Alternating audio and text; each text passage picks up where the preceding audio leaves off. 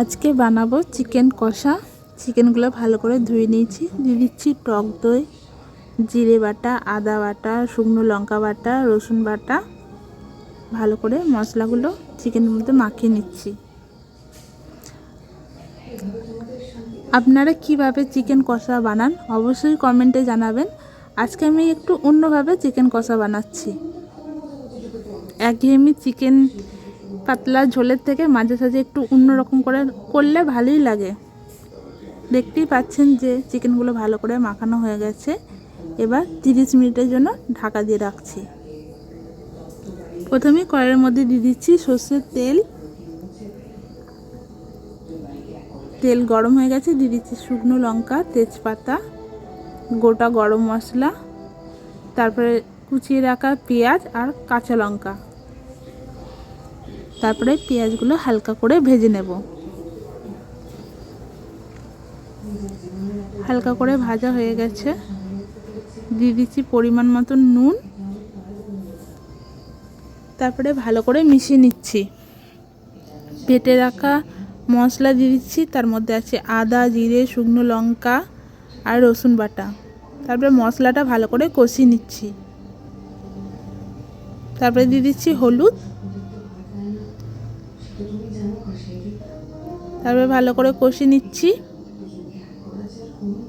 মশলা থেকে তেল ছেড়ে আসছে।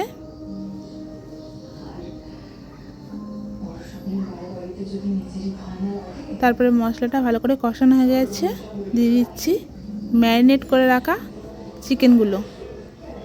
তারপরে মশলার সাথে চিকেনগুলো ভালো করে মিশিয়ে নিচ্ছি।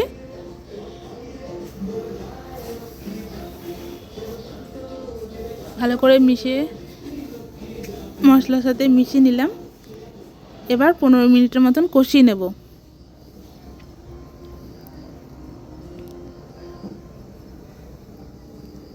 ভালো করে কষিয়ে নিচ্ছি। কষানো হয়ে গেছে।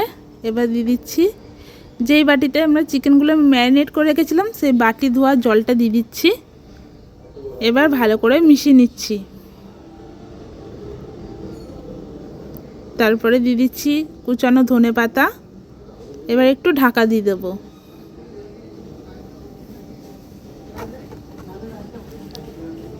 তারপরে এবার ঢাকা খুলে নেব। 15 মিনিট পর ঢাকাটা খুলে নিচ্ছি।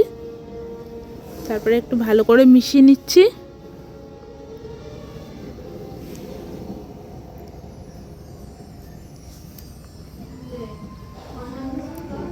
আঁচটা একটু বাড়িয়েও দিয়েছি। চিকেনগুলো ভালো করে সিদ্ধ হয়ে গেছে। এবার নামানোর শেষে দিয়ে দিচ্ছি কাসুরি মেথি। আমাদের ঝোল অনেকটা শুকিয়েও এসছে।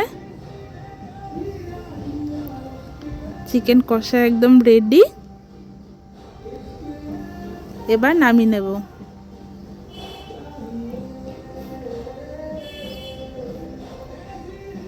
এই রেসিপিটা আপনাদের কেমন লাগলো অবশ্যই কমেন্টে জানাবেন। আর যদি ভালো লাগে অবশ্যই লাইক করবেন। আমি নিচ্ছি একঘেয়েমি চিকেন ঝোলের থেকে মাঝে সাঝে একটু চিকেন কষা বানালে ভালোই লাগে।